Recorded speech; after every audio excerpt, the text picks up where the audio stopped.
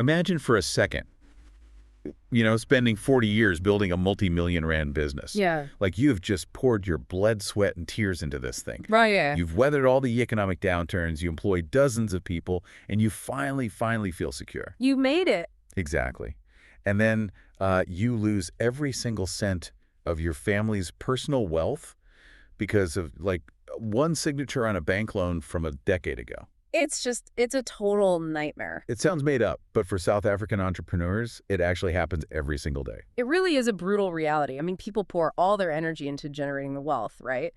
But they put almost zero strategic thought into how they actually hold that wealth. They basically just leave the front door wide open. Yeah, and today, for this deep dive, we are locking that door. Yeah. Because usually I think when people hear the word trust, they just think of stacks of boring legal paperwork. Oh, for sure. Or they think it's just something ultra-wealthy heirs use to dodge taxes. Right. So, okay, let's unpack this because we are diving into how a trust is actually this incredible dual-layered superpower for South African business owners and investors. Like, on one level, it is an absolute impenetrable fortress for your wealth. Yeah. But on another much deeper level, it's actually a living, breathing story of your family's values. And the mission for today's deep dive is to explore both of those layers for you. We are drawing from two, honestly, incredibly insightful sets of materials today. First, we have the strategic playbook of Lumka Sturman. Yeah, she's amazing. She really is. She's a highly regarded South African trust consultant and asset protection specialist. And then to sort of balance that out, we are looking at a compelling breakdown of the human side of living trusts. Which is so fascinating. It is. It's a fascinating look at what happens when these cold, technical wealth structures collide head-on with, real-world family dynamics.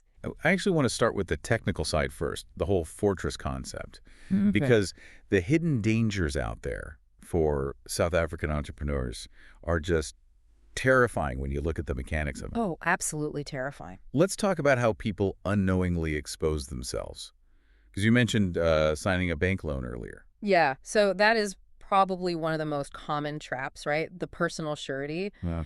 When a business owner goes to a bank or even just a supplier for credit, especially early on, the institution will often demand a personal guarantee. Right. So you sign a piece of paper saying, hey, if the business can't pay, I will pay with my personal assets, my house, my savings. And people they just forget they even signed it. Like, fast forward 15 years, the business hits a wall, maybe faces liquidation, and suddenly these creditors are literally knocking on your front door at home. Exactly. Or, sometimes they don't even need a personal surety because the owner has just completely mixed their personal and business liabilities. Oh, yeah, the sources talked about that. Right. They'll buy investment properties in their own name while operating, say, a high-risk manufacturing business. If someone sues the business and the corporate veil is pierced, which means the court decides the business and the owner are basically operating as the exact same financial entity, everything the owner has worked for is suddenly on the table for damages. Which means one lawsuit or even just a sudden aggressive SARS audit on the business side can wipe out your family's entire life savings. Just gone. And this is where Lumka Sturman's concept of the asset protection fortress becomes so essential. I really, really like her visual for this. It's a great analogy. It is. So think of your business as the knights fighting out on a medieval battlefield. Yeah. They have to be out there taking risks, right? They are swinging swords, making deals, facing the enemy, because that is how you generate an income. Right. You can't avoid risk entirely. Exactly. But your wealth, the gold, that should not be on the battlefield. The trust is the impenetrable castle vault. The company carries the risk, but the trust owns the assets. So you control everything, but you aren't standing on the front line with your life savings sitting in your backpack. And the mechanics of that separation are what make a custom trust and company structure so incredibly powerful. The business protects your income generation, but the trust protects your accumulated wealth. So if the knights lose, the castle is still fine. Exactly. If the business fails, the vault remains locked. Creditors cannot claim assets from a properly managed trust simply because you, in your personal capacity, do not own them. Okay, I follow the liability protection. That makes total sense. But wait, hold on. Let's talk about the tax side of this. Ah, yes, the tax side. Because I know there are tax benefits, but when I was looking at the numbers and the sources, I got a bit confused, honestly. The sources mentioned that income retained in a trust in South Africa is taxed at a flat rate of 45%. And they're subject to an effective capital gains tax rate of 36%. So if my goal is protecting my wealth, why on earth would I want to put it in a structure that gets taxed at the absolute maximum possible rate? Like, am I missing something here? You're not alone in thinking that. You are touching on a very common misconception. Those high rates only apply to income or capital gains that are retained within the trust. Retained, meaning they just sit there. Right, meaning if the trust earns R1,000,000 and the trustees just leave it sitting in the trust bank account, yes, SARS comes along and takes 45%. But the magic of South African trust law is something called the conduit principle. The conduit principle. Okay, so it acts like a water pipe.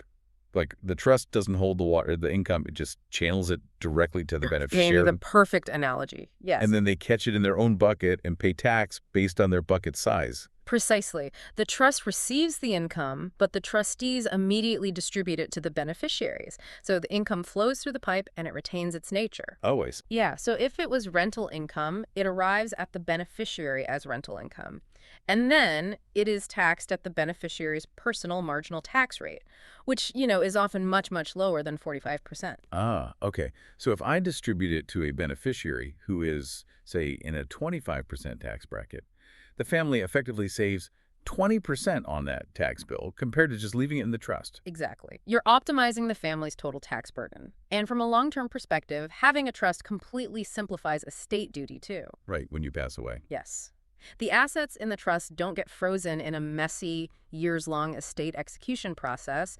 They don't attract executors' fees. The trust just simply continues operating, which ensures seamless business continuity for your family. Okay, so we have this bulletproof castle vault. The tax is optimized. The creditors are totally locked out. The assets are safe. But here's the problem. What if the people living inside that vault, the family members, spend decades just resenting each other? Yeah, that's the real risk, isn't it? It is. Because a legally flawless fortress can still become a prison if you completely ignore the human element. And the sources highlight a pretty harsh reality about that. Money doesn't create family dysfunction. It simply amplifies what is already there. Wow, yeah. Right. If siblings competed for their parents' attention as children, they are absolutely going to compete for trust distributions as adults. If a family avoids difficult, uncomfortable conversations, they will keep avoiding them, even when millions of rands are on the line. Which means a brilliant legal document cannot fix a family that just won't talk to each other. I want to look at the Harrison family from the sources because it is just a tragedy of technical perfection. And the Harrisons, yes. Michael Harrison built this wildly successful manufacturing business. He set up an exemplary trust. I mean, the tax planning is sophisticated. The asset protection was incredibly robust. The problem was he never actually spoke to his 3 kids about how it worked or what his actual intentions were. He fell into the classic trap of assuming the legal document would do the parenting for him. He just thought the paperwork would speak for itself. But when he died, the kids were completely blindsided. Like, they discovered that the trust was entirely discretionary. And for you listening, that basically means the beneficiaries have no automatic right to the money, right? Correct. The trustees alone decide who gets what and when. Right. And the person holding all that power for the Harrisons, Michael's longtime accountant. And the fallout was just immediate. What's fascinating here is how quickly the assumptions clashed. The eldest son fully expected to take control of the family wealth and felt completely undermined by this accountant. Yeah, and the daughter felt she was being treated as, like, less capable than her brothers because she had to go ask a total stranger for her own money. Exactly. And then you have the youngest son who had actually worked in the business for years. And he felt his sweat equity was just entirely ignored by this rigid structure the accountant was enforcing. Within 2 years, these 3 siblings were barely speaking to one another. Like, the trust did exactly what it was legally designed to do. It protected the assets, but it became a source of permanent division. You just can't draft a document, sign it, and walk away. Yeah. People change. They do. And trusts operate across decades, sometimes even generations. A business transaction is clean, it ends when the deal closes, but a family trust relationship, that continues indefinitely. Right, you're stuck with them. Yeah. A beneficiary who feels slighted by a trustee's decision doesn't just walk away and never see them again. They sit right across from you at every Christmas dinner for the rest of your life. Okay, let me push back on this a little bit, though, because I think a lot of people listening might be thinking exactly what I'm thinking. Okay, let's hear it. If I know my kids, and I have one kid who is super responsible, like always on time, helps with the business, never in trouble, shouldn't I just make them the trustee? Well, that seems like common sense to me. You reward the responsible one and let them manage the others. It totally seems logical, and it is actually the default move for many, many parents. They lean on what psychologists call the responsible child archetype. But the sources provide a story that shows exactly why this can backfire terribly. The Williams family. Yes, Thomas and Margaret Williams. They made their eldest daughter, Sarah, a co-trustee alongside a professional, and Sarah was, always the reliable one. And after the parents passed away, what happened? Sarah found herself in just an impossible position. Every single time her brothers wanted money to buy a house or start a business or bail themselves out of some debt, she had to make a judgment call. Oh man, that's heavy. It is. Her brothers stopped seeing her as a sister and started seeing her as a gatekeeper to their own family wealth. If she approved a distribution for a brother who was maybe struggling, she felt she was enabling bad habits. But if she said no, she was accused of being controlling and withholding their inheritance. The quote from her in the sources is just heartbreaking. She said, I became the parent. My brothers stopped being my brothers and started being my dependents. The parents thought they were honoring her responsibility, but they actually gave her a permanent burden that just ruined her relationship with their siblings. And then, we see the exact opposite problem with the capable but overlooked archetype. Take the story of Margaret. In her 20s, Margaret was really struggling. She dropped out of university, bounced between jobs, and needed a lot of financial bailouts from her parents. Which, to be fair, made sense at the time to be cautious. She was struggling. Right. So when they drafted the trust, they put in heavy oversight mechanisms for her share, but they gave her brother much more autonomy. But cut to 15 years later, Margaret had completely turned her life around. She went back to school, built a highly successful consulting practice, and was honestly just as financially sophisticated as her brother. But the trust was a legal document frozen in time. It still treated her like a helpless 25-year-old.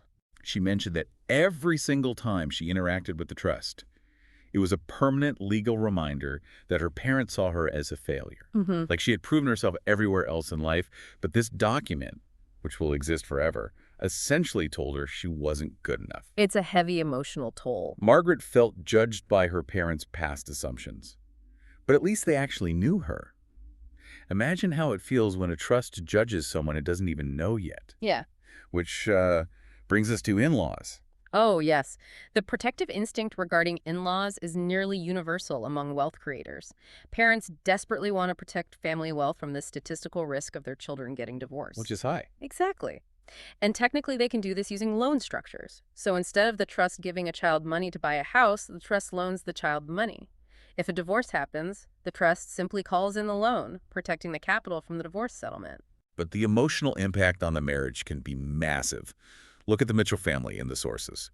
They used this exact loan structure to buy a house for their son and his new wife, Jennifer.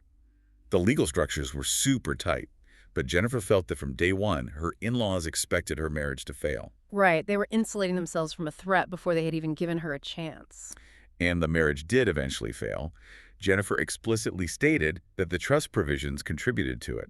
I mean, it is incredibly hard to build a partnership when the family's foundational financial structure is built on the assumption that you're an enemy. It creates a self-fulfilling prophecy. It really does. But I have to ask, is it really fair to expect parents to just hand over wealth and cross their fingers that a marriage works out? Not at all. It is entirely about risk mitigation. But the difference is how you communicate that risk. You don't have to abandon the technical protection. You just have to manage the human side of it. The sources contrast the Mitchells with the Thompsons. The Thompsons had the exact same concerns, and they actually used the exact same protective loan structure for their daughter and her new husband, Michael. But they sat down and actually talked to him. Yes. They explained the structure openly. They told Michael, look, this isn't about you specifically. We are creating a structure that works regardless of what happens in any of our children's marriages. It is just a family policy. Right, taking the personal sting out of it. Exactly. And crucially, they gave the trustees the discretion to convert that loan into a distribution over time. So after 10 years of a stable, healthy marriage, the trust completely wrote off the loan. What a fantastic balance. Like, it provided the initial technical protection, but eventually communicated total trust and acceptance. It wasn't hostile. It was just practical. Here's where it gets really interesting, though. When parents are trying to be practical and avoid drama, their biggest default is just splitting everything exactly equally between their kids. Because equal means fair, right? Yeah. Nobody can argue with a math equation. It sounds super rational on paper, sure, but equal isn't always fair. Let's look at the Campbell family versus the Henderson family. Okay, let's do it. The Campbells had a son who had worked in the family business for 25 years, really helping build its value. They also had a daughter who had already received huge financial payouts from the parents during a very messy divorce.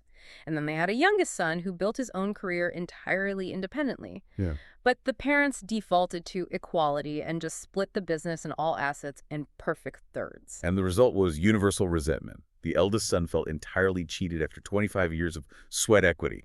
Like he built the company, and now he only owns a third of it. Yeah. The daughter felt guilty because she knew she had already taken so much money during her life.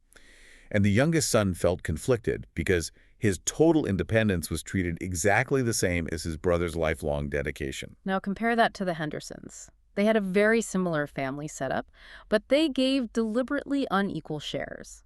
The son in the business got a much larger share of the business assets. The daughter who received previous support got a smaller portion of the estate. And the independent son got a larger share of the liquid cash assets. But the reason the Hendersons succeeded wasn't just, like, better math. It was that the parents communicated this clearly to all three children while they were still alive. They sat them down and explained the why. Communication is everything. It is. The daughter admitted she was initially upset, but when she understood that her parents viewed her lifetime support as part of her inheritance, she couldn't really argue with the logic. Because they communicated, the unequal split was met with total acceptance. Which really highlights a critical function of trusts, preparing the next generation. A huge fear for wealth creators is the enablement trap. You know, how do you pass on wealth without destroying a beneficiary's drive to achieve anything on their own? The sources give us the story of Robert Wilson for this one. His parents set up a highly generous trust that just covered all his living expenses. If he wanted to start a business, the trust gave him the startup capital.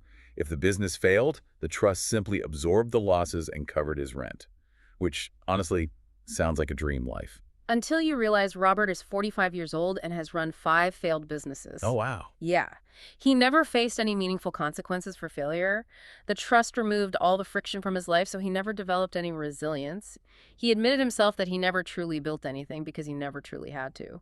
The trust just enabled this state of arrested development. You can use the trust document to actually encourage development. I am so fascinated by the Anderson family framework from the sources. Matching program. Yes. Between the ages of 25 and 35, their trust didn't just give the kids a monthly allowance. Instead, it matched their earned income up to a specific limit. So if you work harder and earn more in your job, you receive a higher matching distribution from the trust. It beautifully aligns personal drive with the trust's benefits. The daughter found it incredibly motivating. The son, well, he hated it at first. He felt like he was being controlled. Right, naturally. But he later admitted that if he had full access to the money at 25, he would have made terrible decisions. The structure actually forced him to develop real workplace skills. I do have to wonder about that, though. Does this mean a kid who chooses a highly lucrative career in corporate finance gets massive trust payouts, while a kid who wants to be, say, a public school teacher gets almost nothing? That feels like it could inadvertently punish someone for choosing a noble but lower-paying profession. That is a very astute point, and it is exactly why a trust cannot be a rigid template downloaded off the internet. A good trust consultant would customize that matching clause to account for socially valuable but lower-paying careers, perhaps offering a higher matching ratio for a teacher than an investment banker. Oh, that makes sense. Yeah, the point is the mechanism exists to encourage productive behavior, however the family actually defines it. So if we step back and look at the bigger picture here, whether we are talking about navigating the 45% retained tax rates, or customizing an inky matching rule, or managing in-law loans, it is honestly overwhelming. The technical side is complex, and the human side is an absolute minefield. It is, and the absolute linchpin to making any of this work is intentionality and communication. The Davies family, for instance, held annual family trust meetings. It's like a board meeting. Exactly. It wasn't a taboo subject at all. By the time the parents passed away, the kids understood the structure perfectly. There were no surprises, no feelings of judgment from the grave. They could just focus on grieving. And then there is William Thompson's approach. He created what he called an ethical will. I love this concept. It's beautiful. It is a non-binding letter that just explains the values and the reasoning behind his financial decisions. He wrote to his kids explaining that he weighted distributions toward one daughter, not because he loved her more, but because her chronic health condition required more support. Reading that letter transformed the trust from a cold legal document into a final gift of wisdom and clarity. So, what does this all mean for you, the listener? If you are a business owner or investor in South Africa, you simply cannot do this alone. You need someone who understands how to build the technical fortress, but who also has the emotional intelligence to navigate the family dynamics. So what does this all mean? It brings us right back to Lumka Sturman. This dual-layered approach is exactly why she is so highly regarded as a trust consultant. She doesn't just deal in the legalese. No, not at all. Her core values as a consultant are integrity, education, and excellence. She actually focuses on translating all that complex jargon into simplified, educational, and actionable solutions for her clients. And it is really worth noting that in South Africa, it is actually a legal requirement to have an independent trustee for family trusts. Oh, really? Yes, this prevents SARs or creditors from arguing that the trust is just your personal alter ego. You need an independent professional who isn't entangled in your family baggage, but who deeply understands your goals. Lumka fills this role by providing a truly holistic approach. It's not about being salesy, it's about finding the right professional guide. Lumka offers very specific positive steps for business owners. Like if you are generating income and building assets, she provides an asset protection blueprint. It is a step-by-step plan that includes setting up a custom trust and company structure, mapping out your asset flow, and ensuring complete SARS compliance so you can actually sleep well at night. She also offers a foundation audit, which is perfect for identifying where you might currently have personal and business liabilities mixed up. So you can separate your ownership from liability right now before a crisis even hits. You can visit her website at www.lumkasturman.com to book a consultation. It is about actually securing your legacy and educating your family, not just crossing your fingers and hoping for the best. Because, as we have seen through all these family stories, hoping for the best without a proper legal structure and clear communication is just a guaranteed recipe for disaster. It really is. So, to wrap up this deep dive, a living trust in South Africa is an undeniably incredible tool. When you build it correctly on the technical side, it is an impenetrable fortress that protects your hard-earned wealth from external business risks, creditors, and legal threats. But you must remember the people inside the fortress. When that same trust is managed with empathy, structured development, and open communication, it actually protects your family from the wealth itself. It stops the money from amplifying dysfunction. Exactly. It creates a legacy rather than a lawsuit. Which leaves us with this final thought for you to ponder. A trust is essentially a story a family tells about itself. The technical provisions, the tax clauses, the liability shields are just the grammar and the syntax. But the human dimensions, the way you treat each other through the document, are the actual meaning. So think about your current financial setup and the way you do or don't talk about it with your loved ones. If all of that were published as a book tomorrow, what exact values would that story say you care about the most?